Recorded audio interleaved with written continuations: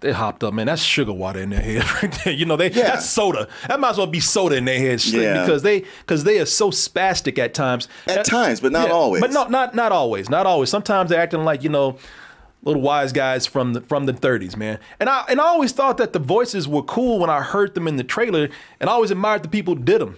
That's True Valentino right there, who is the voice of Cuphead. Marlon, what? Okay. Well, I know what.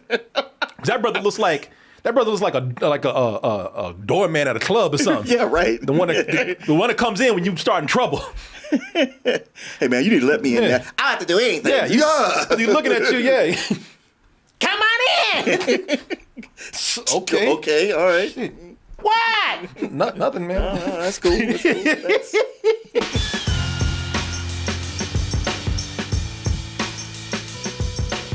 Double Toasted Live in Dallas is pretty much upon us. We're going to be at Viva's Lounge Friday, February 18th for a full night of comedy and games. Get your tickets now by going to x1entertainment.com. Get your VIP and super VIP tickets and get access to our exclusive after party at the Tipsy Alchemist. Can't wait to see you, and we'll see you very soon. Go ahead and talk about Cuphead. That's Mr. Head to you. Give him his proper respect. Why? Because the man made an excellent game. I told you, said this before, and I started the show. I'm gonna say it again. I'm a Cuphead head. Love this game right here. I'm like, you the only one in this room. Mine's like, I hate this game. Yeah, man. Cuphead, amazing game in all aspects. First of all, it has a hand-drawn animation look because it is hand-drawn animation applied to the characters in the video game, but it's also a lot of fun to play, very challenging, and it's legit gameplay.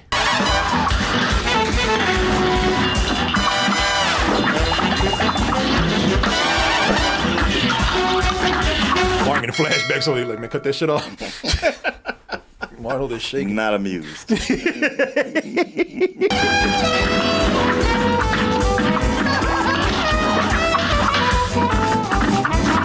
And if you play Cuphead and you've seen a lot of this, you either love this or you had nightmares like what Martin did. Got Cuphead PTSD.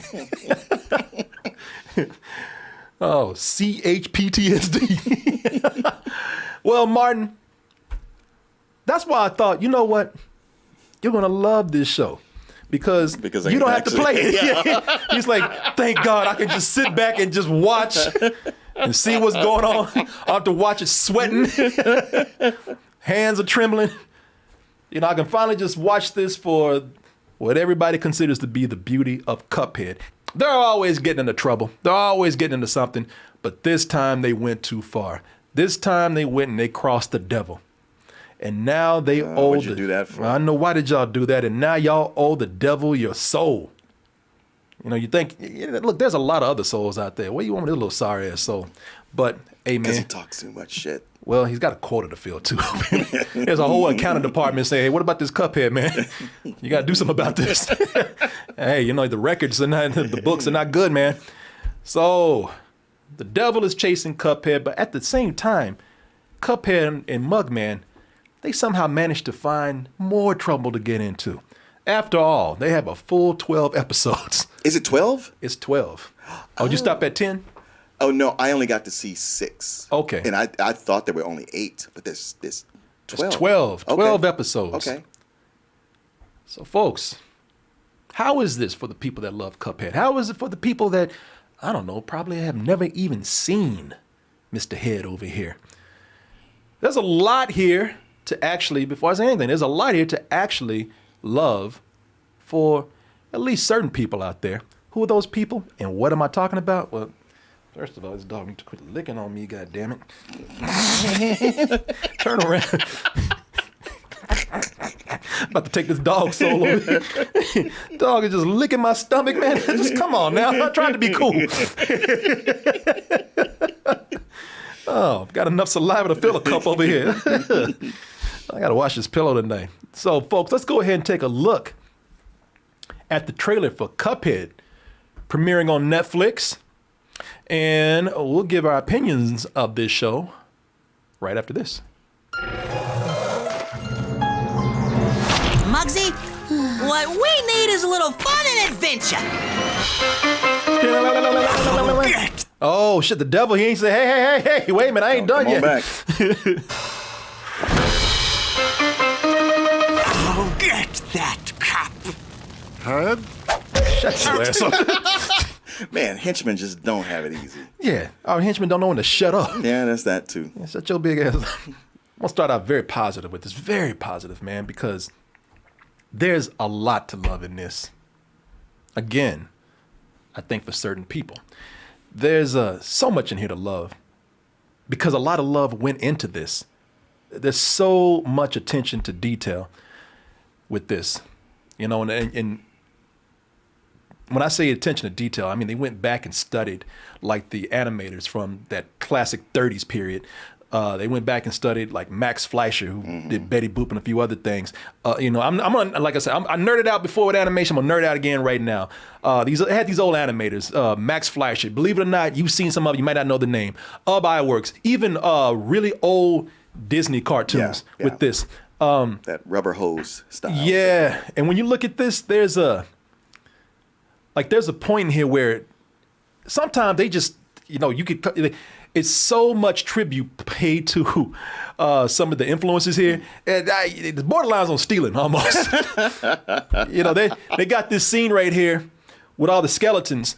And that scene right there, now you're just looking at the picture, but if you ever watch the show, it is straight up very close to an old Disney cartoon called The Skeleton Dance. Oh, hell, I should have.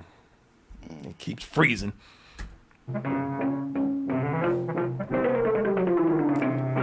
Boy, they're getting down, ain't they? I love that move. Hey, it's easy when you just bones. Yeah. That when you see even the design right there, when you look at the design that's there, you can definitely see where that was very close to that shot right there in Cuphead. Also, some of that reminds me of the old something melodies.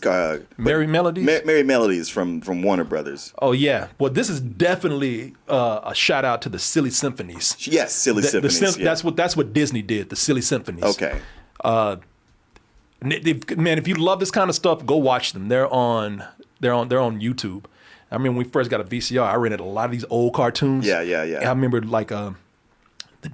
when we got our first VCR, this whole time, first got a VCR, we went to the video store and I rented a bunch of horror movies and I rented a bunch of animation, just old animation, man, and loved it, man.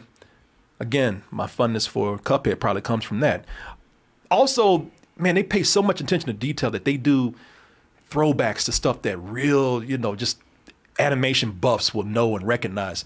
But it's still a cool thing that's in the show. Oh, yeah. Those Max Fleischer cartoons with like Popeye and some other characters, man, they used to do a cool thing back then. Today, you would think it's computers, but they didn't have that back then in the 30s. So what they did was to make the characters look like they're on 3D backgrounds, they used to build an actual sculpture background on a rotating table. And they would film it and rotate it, and then they would superimpose the character on top of it. When I saw these cartoons, I always thought it looked amazing. Ooh, sorry I ever came in here. Papa just drunk after talking to himself. He's always talking to himself. Talking to himself. just intoxicated, man. Just mumbling. Yeah, you never came in. Man, those things used to amaze me, man, when I was a kid. Oh yeah. And did you see where they did it in the show? No, I missed where they did it in the show. Yeah, you probably didn't get to that part. Now, they did it in 3D in the show, but they really did a great job at making it look like it was, like a handmade background. And so I got a lot of respect for them to pay that close attention to the point where they did that. That is something for the real animation nerds out there, like you, Corey. Yeah, like me. There's a flicker that goes on through a lot of like a film grain flicker that goes on throughout most of the show. Yeah, I noticed that, how they got the film grain and they got the slightly muted colors that gives it that old look. Well, the backgrounds look great because they look like genuine watercolor backgrounds, and I can't tell if they're real because the game did real, hand drawn art. drawing the animation to the backgrounds. Now, I don't know if they did this digitally, but if they did a great job replicating that because you can see the texture of the canvas on there. And while y'all looking at this, that frame, I want y'all to notice something. I'm gonna really do some real deep dive nerd shit. Y'all gonna be like, damn, Corey, now slow down, man. Now there's something wrong with you. You're obsessing now. But if you look at this, I know some of this animation is done digitally now because they need it for the speed, because they're doing a lot more. But if you look at it, it looks like there's a shadow behind the characters to make it look like cells. Like it's on a cell. Yeah. Yeah, and like I told you, if you don't know what cells are, they're clear sheets of paper that they put on the background. And sometimes when they stack them enough, it would be just enough space between the background and the cell that the light would cast a shadow onto the background. And they did that. Like they painstakingly went through doing this to make it look authentic. While also you could tell it's updated and some of it is actually digital too. You know, but enough of it registers like it's hand drawn. Yeah, no, it does. It does. You know, fans of the game, they'll be happy to see, you know, this Martin's like, I remember that shit. Martin, I didn't cut that off, man. I was there. Boy, that gravestone was beating your ass. Martin like, how the I get out of here? Put that shit down. Hey, man, I give up. Yeah, fans of the game, they'll be happy just to see this world being expanded outside of the game. And I'll tell you, they nailed some of the casting here. They nailed a lot of the casting here when characters are used effectively. I don't know how you feel about this, but I thought Wayne Brady as King Dice, who is one of the bosses in the game that you got to work your way up to. I think they hit the mark with that right there, man. I thought he was cast perfectly as King Dice, and that one was one of my. Did you get to the King Dice episode? I did. That was the last one I saw. Yeah, that one right there. That one's probably one of my favorite episodes, maybe if not my favorite episode.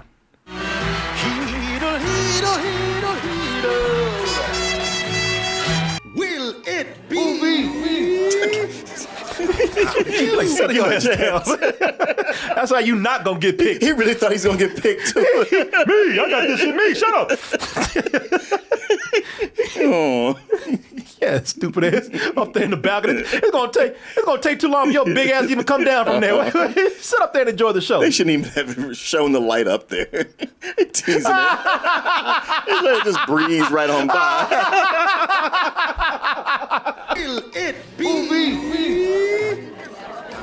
You don't touch.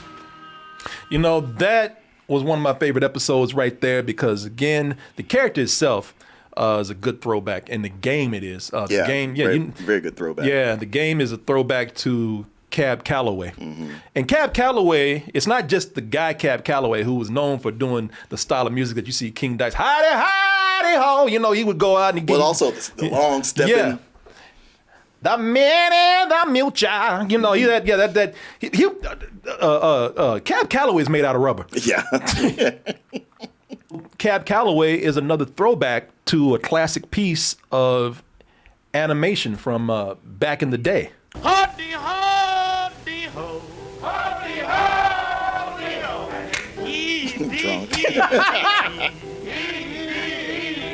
Man, they already dead. Yeah, I know. How do you die again? And drink too much. They drank so much they kill themselves again. Some nice Easter eggs in the show. You know, they got some artwork that is pretty cool.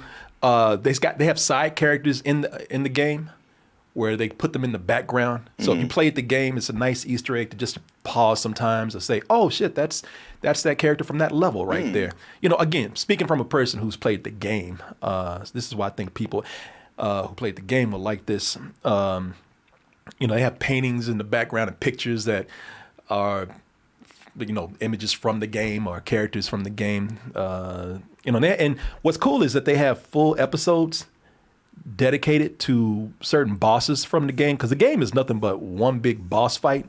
After a while, it's a platformer, but at the end you got this big boss fight with some of these characters, and some of these bosses, they get their own episodes in here. So that's pretty cool that they get their own full stories in there. If you're a big animation fan or a big fan of the game, some things to enjoy here. Yeah, I agree. The artwork is amazing, and you've seen attempts to do something sort of like this, to go retro, but not with this much dedication, to where at times you can't tell if it's digital or hand drawn. Yeah. And just the forms and the level of detail and the things they've pulled from the old cartoons, the sensibilities. It's all there. Animation wise, I am fully impressed by it. Yeah, and they also go out of their way to just get the 30s down. Yes. It's not just the animation. They do the dances and the music. Like they have a character named Miss Chalice, and she comes in. Her whole episode is almost a musical in this, and she comes in tap dancing. She even acts like people in the 30s. Sure. Like when she goes up to a hot dog stand and she's like, like I'm hungry. It goes back to even that style of acting back then. Well, even that whole thing with King Dice on the radio. And then you cut to the neighborhood where people are just hanging out the stoop, all listening to the same radio. Yeah, But I really love the musical episode, Miss Chalice. When you click your heels, go, go, go, and dance across a rainbow. I can't see how anybody could hate this. I can see why people would not love it. I tell you that, because as much as I want to love this, I was watching some of it. Now they got some really great episodes in here, I thought.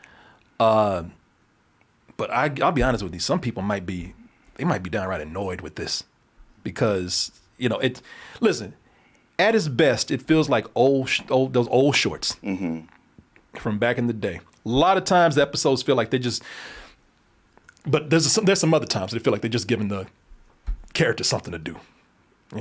Sometimes it just feels like filler. I don't think if that's what they were going to do, I don't think they needed 12 episodes, to be honest with you. When they're doing it right, it feels authentic. It feels fun. The artwork is working along with the story and the things that the characters are getting into. What they're doing is, it just feels like they just really they're so into the animation that they were just kind of just looking for things for the characters to do to show the beautiful animation. I think it's a case of and I can understand why, being so detail oriented with the art. There's some episodes were lacking. And the reason why I say that is because these stories don't feel as inspired as the animation. They feel kind of generic in a way, to be honest with you. Yeah. They feel like, some of them feel like any kid show that would be on Nickelodeon or Cartoon Network. Right. It's that having the characters that are just loud and obnoxious and just constantly in your face. And that was one thing that those old cartoons did not have. Yeah, they were not like that. That's a more new style. That loud, obnoxious thing. That is one of my problems with some animation today, story-wise, is that a lot of people think that, one, the louder I tell the joke, the funnier it is. Yeah. It's not. And the louder the characters are, the more exaggerated the animators can be. And that doesn't always work for me, man. That's obnoxious. And I hate to say it, because I was saying, man, it's going to be cool seeing Cuphead talk. Yeah. And he finally did. I was like, you need to shut the up, man. You need to be quiet. Settle your ass down. Take a Ritalin, go sit in the corner. Yeah, when you play the game, first of all, I didn't know that they were kids, because Cuphead and Mugman, they're kids. They're obnoxious kids. Yeah.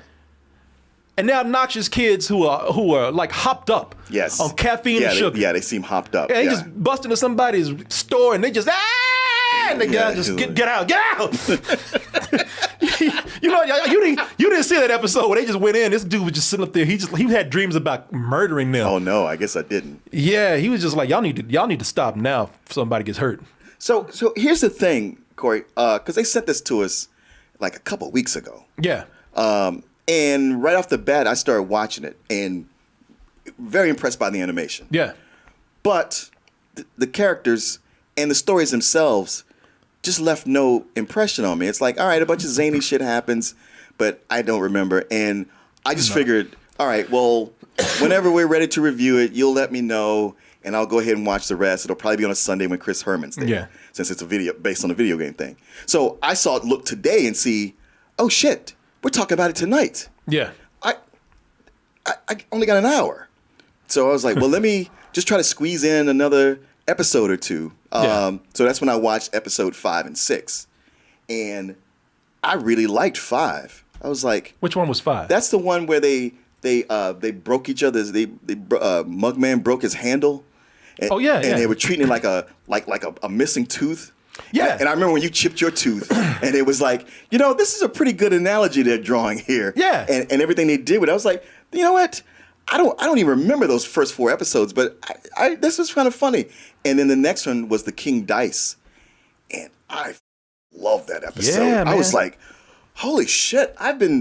Maybe I just wasn't paying attention, but this show is amazing. I mean, it's hitting all the things because it's something I find interesting about it is like the DNA of it. Because yes, it's taken from those cartoons from, like we said, the 30s. Yeah. Which was also a strong influence on Ren and Stimpy. Yeah. Which Ren and Stimpy was a strong influence on SpongeBob. Yeah. And while this looks like those old cartoons, a lot of the humor, it's more in the SpongeBob style. Like, this world is absurdist, but I was like, it's still, it's slightly subversive. I left seeing this King Dice episode, and I just been like, it was even driving over here, I was like, man, I can't wait to go back home and watch the rest of these. So like when you said it's 12, I thought I only had 2 more episodes left, but you're telling me I still got 6. Yeah, and like I said, man, that I think they're kind of hit and miss. That's too bad. Like I said, man, these fools they hopped up, man. That's sugar water in their head right there. That's soda. That might as well be soda in their head because they are so spastic at times. At times, but not always. But not always. Not always. Sometimes they're acting like little wise guys from the 30s, man. And I always thought that the voices were cool when I heard them in the trailer, and I always admired the people who did them. That's True Valentino right there, who is the voice of Cuphead. What? Okay. Well, I know what. That brother looks like a doorman at a club or something. Yeah, right. The one that comes in when you start in trouble. Hey man, you need to let me in there. I don't have to do anything. Yeah, he's looking at you. Yeah.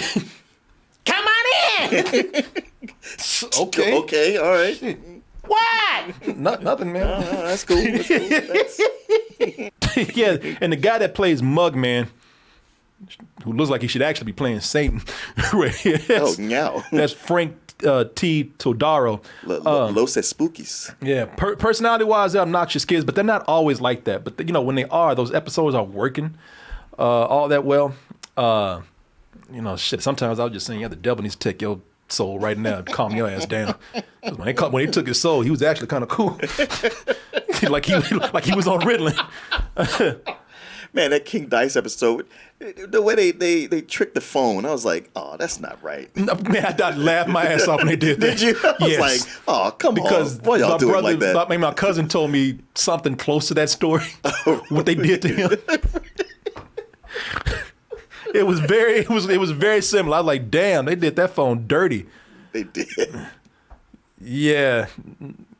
Yeah, when the devil took Cuphead's soul, he was mellow, man. He was cool. that episode where Cuphead chipped his handle, that was clever because they played on the aesthetic of the character. Yeah. He chipped his handle, and they had a reason to play to these characters. Some of them, like I said, they're just going on a generic adventures. One they had to go to a volcano to find an egg, and it sounds just like, really, that was kind of an excuse to bring in one of the bosses who comes in at the very end of the episode. Okay. But the voice actors do a great job, don't get me wrong. But I tell you, the one that, when I think this works best is when it sticks to a storyline, because in some of these there's a continuing storyline that goes on. Oh, is there? Yeah. Because that was my problem with those first 4. It just felt like, all right, well, that happened, and nothing feels like connected. The episodes with the devil, they always made me laugh. By the way, the devil, I was surprised to see who played that character, who voiced that character. I don't really know this guy, but I was surprised to see that this person was so young, or at least they look young. That's Luke Willington Drake. And it's funny, a lot of people got to know this guy, Luke Willington Drake, because he went viral for doing a Keira Knightley impression. Oh. Even Keira Knightley was kind of like, what the or she was impressed, I think. Okay. But yeah, it's crazy. He's the guy just messing around, but for some reason it caught on, and I think it might even help boost him a little bit. Oh, gosh, Kentucky Fried Chicken. Hello, Tony. Gosh, what a yummy, scrummy franchise this truly is. Hello, sir. Isn't it a I'll be mad as hell if I was Keira Knightley because he got her mouth. He he actually got her face, man. Yeah, he's got it because she does that a lot where she screws up her eyes like this when she talks. Yeah. And will ever so often wrinkle her nose. Yeah. He. I mean, that's sort of a British thing to show your teeth and wrinkle your nose, but she does that a lot. But he got her eyes. He got her mouth. So a lot of people like, damn. Some people thought that was Keira Knightley. Thought that was Keira Knightley without makeup. But that guy, he plays the devil so well, man. First of all, they don't say nothing, but the devil's gay. The devil's always gay. Yeah, I love that. A gay, foppish devil is hilarious because in this, he's got that gay vanity thing going on, which made me laugh all the time. Oh shit, forgot to turn up the sound. Boy, if ain't one thing, it's another with me tonight. Is amazing! Attention, everyone. We're having our most productive year in a millennia. He always got his hips sticking out. Oh, yeah. Like he's very feminine, you know? Oh, yeah. Well, American Powerpuff Girls. The devil was not just gay, it was a transvestite. Transvestite, yeah. This character I love. And the reason why I love this character in addition just to what his personality is like, every episode that he's in, he's trying to get Cuphead's soul. Mm-hmm. And when he's trying to do that, it turns into a Bugs Bunny cartoon. Yeah. You know, whenever Bugs Bunny always had somebody trying to get him, he would always somehow pull one over on them. That was I thought about that with the King Dice episode. Yeah. It's like we need him to spin the dice, and he was always not doing it right. Yeah. And that's what's cool here because the devil just ends up being Wile E. Coyote after a while, or Elmer Fudd or something. Like he just gets. Like he gets more and more flustered. He gets always tricked by Cuphead. When Cuphead ain't even trying to do anything, Cuphead is just that obnoxious. Mm-hmm. The series even ends on a cliffhanger. Oh, okay. With Cuphead and the devil. So okay. How this does, I don't know. You know, I mean, you know Netflix. You might want to end that just in case. I'm sad to say because I thought I was going to absolutely flip for this. I thought I was going to love it. I'm sad to say that it's not as good as I thought it would be, or not as great as I thought it would be. So I have to go in and respect the sincerity and the labor of love that went into this. But the average viewer, they might see this just as this is nice for my kids.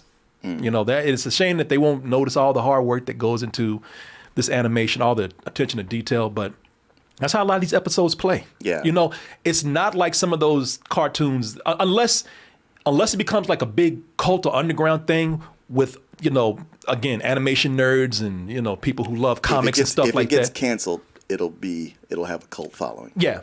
And and you know, I don't know how this will do on Netflix. There's a lot of hype for it, but I don't know what that means for this. But yeah, you know, there are cartoons out there that are for kids that somehow adults start getting into. Sure. Like Adventure Time and SpongeBob. Mm-hmm.